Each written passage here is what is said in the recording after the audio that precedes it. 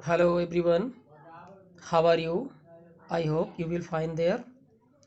Exam की अच्छी तैयारी चल रही होगी। तो आप आज देख रहे हैं सेकेंड लेसन है फ्लेमिंगो प्रोज का, जिसका नाम है लॉस्ट पिंक। देखिए समरी की अगर बात की जाए तो 1971 में भारत और बांग्लादेश अलग अलग हुए थे। उसी समय कुछ शरणार्थी हमारे भारत में रहने लगे और लेसन के अकॉर्डिंग एक बच्चा है, उसका नाम है साहिब, पूरा नाम उसका है साहिब आलम, जो एक बच्चा है और वो हमारे भारत में रहता है। किस तरीके से वो क्या सोचता है, वो एक रैग पिकर बॉय है। रैग पिकर बॉय का मतलब ये होता है जो कूड़ा करकट बीन कर अपना जीविका चलाते हैं। तो शुरुआत करते हैं लॉस्ट स्प्रिंग। क्वेश्चन देखते हैं कि why did, question number 1, why did Anees Jung ask Saheb about the school, what was its impact on Saheb. Anees Jung जो कि लेखिका हैं, उन्होंने साहब को स्कूल के बारे में क्या बताया, ठीक है, क्या कहा साहब से, और उसके बाद what was its impact on साहब, और साहब पर इसका क्या प्रभाव पड़ा। तो हिंदी बताते हैं कि Anees Jung asked Saheb about the school. Anees Jung ने साहब से स्कूल के बारे में कहा बिकॉज, क्योंकि she wanted to know about the intention of साहब रिगार्डिंग स्टडीज, क्योंकि वो जो है अध्ययन पढ़ाई के एवज में उनका इंटेंशन, साहब का इरादा जानना चाहती थी। एट द अथर्स ऑफर साहब इमीडिएटली गॉट रेडी। जैसे ही अथर ने साहब से पढ़ाई के लिए कहा तो क्या हुआ, साहब इमीडिएटली गॉट रेडी, साहब तुरंत तैयार हो गया टू ज्वाइन द स्कूल, उस स्कूल को ज्वाइन करने के लिए, क्योंकि उस समय उन शरणार्थी बच्चों के लिए कोई स्कूल नहीं था। स्कूल तो बहुत थे लेकिन उस बच्चे के पास, उन बच्चों के पास पैसे नहीं थे, ठीक है। एवरीबडी, सब कुछ, सब लोग यही चाहते थे, ठीक है, एवरीबडी वांट टू मनी, और सो उसके पास था नहीं, ठीक है, और now he is out of money.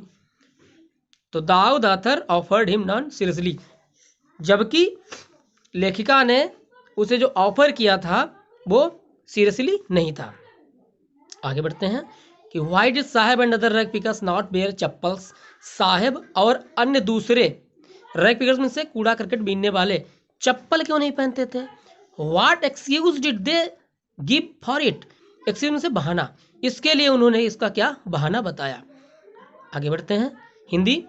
Hindi इसकी ये हुई कि Saheb and other rag pickers did not wear chappals. Saheb और अन्य दूसरे जो कूड़ा करकट जो कूड़ा करकट बीनने वाले जो रैग पिकर्स हैं, वो चप्पलें नहीं पहनते थे बिकॉज, क्योंकि it's their tradition to wander barefoot. ये उस समय एक परंपरा थी। टू वंडर मीन से यहाँ वहाँ भटकना, बेयर फुट मीन से नंगे पैर, यानी उन दिनों नंगे पैर इधर उधर भटकना उनका एक ट्रेडिशन था, एक परंपरा थी। And they did not like to wear also, इसीलिए वो पहनना भी नहीं चाहते थे।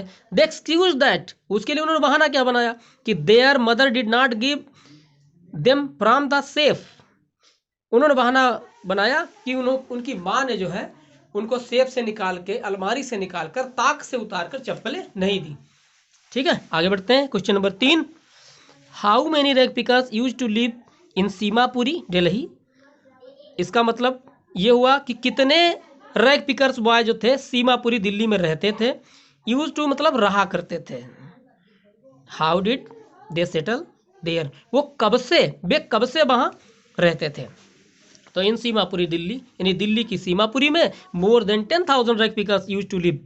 लगभग दिल्ली यानी सीमापुरी जो कि दिल्ली में है, तो दिल्ली में स्थित सीमापुरी में लगभग 10,000 रैग पिकर्स बॉय रहा करते थे। They have lived there for more than, वो लगभग पिछले 10 वर्ष, लगभग पिछले 30 वर्षों से वे वहाँ रह रहे थे। स्क्वैटर्स, एज स्क्वैटर्स मतलब शरणार्थी बच्चों की तरह वो वहाँ रह रहे थे। हु केम फ्रॉम बांग्लादेश 1971, जो कि बांग्लादेश से 1971 में भारत आए थे। आगे बढ़ते हैं। एक लड़का है, इसका नाम है मुकेश। तो हु वाज मुकेश, मुकेश कौन है। वेयर डिड ही बिलोंग, वो कहाँ से बिलोंग करता है। And what was his ambition, Mukesh कौन है पूरा देखिए। मुकेश कौन था, वो कहाँ का रहने वाला था या किससे संबंधित था। And what was his ambition, और उसकी महत्वाकांक्षा क्या थी। एम्बिशन में से महत्वाकांक्षा। तो देखते हैं कि Mukesh was a young boy belonging to the bangle making family from Firozabad. Mukesh एक जवान लड़का था जो कि फिरोजाबाद की चूड़ी बनाने वाली एक फैमिली से संबंधित था। His ambition was different from his family. उसकी जो इच्छा थी, उसकी जो अभिलाषा थी, उसकी जो महत्वाकांक्षा थी अपने परिवार से बिल्कुल अलग थी। As he wanted to become a motor mechanic, जैसा कि वो एक मोटर मैकेनिक बनना चाहता था। आगे बढ़ते हैं, ये बहुत ही इंपॉर्टेंट है। Question number 6, it is his कर्म हिज डेस्टिनी, यही उसका कर्म है, यही उसका भाग्य है। हु सेड, किसने ये कहा, एंड वाई, किसने ये कहा और क्यों। तो इट इज हिज कर्म, यही उसका भाग्य है, यही उसका कर्म है। इज डेस्टिनी, यही उसका भाग्य है, यही उसका कर्म है। तो मुकेश ग्रैंड मदर सेड, ये बात उसके मुकेश की दादी माँ ने कही थी। उसका रीजन समझते हैं पहले। क्योंकि वे लोग फिरोजाबाद में चूड़ियाँ बनाते थे, पीढ़ी दर पीढ़ी चूड़ियाँ ही बनाते थे। और उनकी दादी माँ अपने हस्बैंड की यानी मुकेश के बाबा को कांच की पॉलिश करते वक्त या कांच की भट्टियों में काम करते टाइम उनकी जो आंखों में जो उनकी जो आंखों की रोशनी है वो धीरे धीरे कम हो रही थी। तो धीरे धीरे जो आंखों की रोशनी कम हो रही थी, यही ताउम्र शुरू से लेकर आखिरी तक यही मुकेश की माँ देख रही थी। पीढ़ी दर पीढ़ी उनका काम था कि कांच की भट्टियों में काम करना, फिरोजाबाद में चूड़ियाँ बनाना। जैसा कि आप जानते हैं, अगर कांच का काम करेंगे तो कांच के बारीक बारीक कण जो है, कांच के बारीक बारीक कण आपकी आंखों में जाएंगे और धीरे धीरे उसकी रोशनी जो है आई साइड को वीक करते रहेंगे। तो किसी ने पूछा होगा तो उसने कहा यही उसका भाग्य है, उसका कर्म है। उसका कर्म भी यही है, उसका भाग्य भी यही है। जबकि मुकेश की जो इच्छा थी मोटर मैकेनिक बनने की थी। तो इसकी हिंदी निकालते हैं, इट इज हिज कर्म, यही उसका कर्म है, यही उसका भाग्य है। मुकेश की दादी माँ ने कहा दिस, मुकेश की दादी माँ ने ये कहा बिकॉज, क्योंकि she has watched her own husband go blind, उन्होंने अपने हस्बैंड को गो ब्लाइंड, अंधे होते हुए देखा, with the dust from the polish in the glass of bangles, उन्होंने अपने हस्बैंड को चूड़ियों की पॉलिश करते हुए, कांच की चूड़ियों पॉलिश करते हुए जो डस्ट निकलती है उससे अपने हस्बैंड को अंधा होते देखा। धीरे धीरे उसकी आंखों की रोशनी कम हो रही थी उनके मुकेश के बाबा की।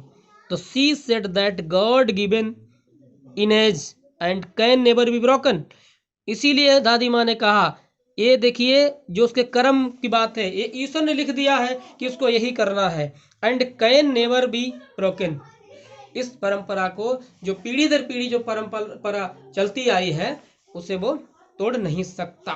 ठीक है, तोड़ नहीं सकता। आगे बढ़ते हैं,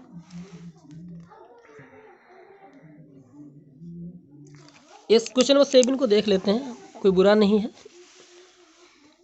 देखिए यहाँ पर हमारा मकसद यही है कि जिन बच्चों ने किसी कारणवश पूरे वर्ष तैयारी नहीं कर पाई है या जो एक क्विक रिवीजन चाहते हैं उनके लिए है। आपको एक एक प्रश्न की समरी मिलेगी, इंग्लिश टू इंग्लिश या हिंदी। तो प्रत्येक शब्द की हिंदी बताना थोड़ा मुश्किल रहेगा क्योंकि टाइम बहुत कम है। तो मैं ये यकीन दिलाता हूँ अगर इतना भी आप तैयार कर लेते हैं तो आप थोड़े अच्छे मार्क्स से परीक्षा को पास करेंगे। अब देखते हैं क्वेश्चन नंबर 7 कि what does the bangles symbolise, जो चूड़ियां हैं वो किसका प्रतीक है। आप में से बहुत सारे लोग, लड़के और लड़कियां सब जानते होंगे चूड़ियां किसका प्रतीक है। What is the role of bangle makers of Firozabad, तो चूड़ियां किसका प्रतीक है। और बेंगल मेकर्स जो चूड़ी बनाने वाले फिरोजाबाद के हैं उनका इनमें क्या रोल है। आपको बताना चाहूँगा कि इंडिया में सर्वाधिक चूड़ियाँ, सबसे ज़्यादा चूड़ियाँ फिरोजाबाद में ही बनती हैं और ये फेमस भी हैं। ठीक है, जैसे अलीगढ़ के ताले है ना, अलग अलग चीज़ें होती हैं, सब फेमस हैं। जैसे मुरादाबाद पीतल नगरी, मेरठ जो है लकड़ी के खिलौने, खेल के सामान बनाने के लिए, तो अलग अलग चीज़ें फेमस में से फिरोजाबाद चूड़ियों के लिए फेमस है। द बेंगल्स, देखते हैं, the bangles symbolise an Indian women's suhag, चूड़ियाँ जो हैं भारतीय औरतों के सुहाग का प्रतीक है। Bangles makers of Firozabad produced largest quantity of bangles in the country. अब फिरोजाबाद के चूड़ियाँ बनाने वाले लोग देश के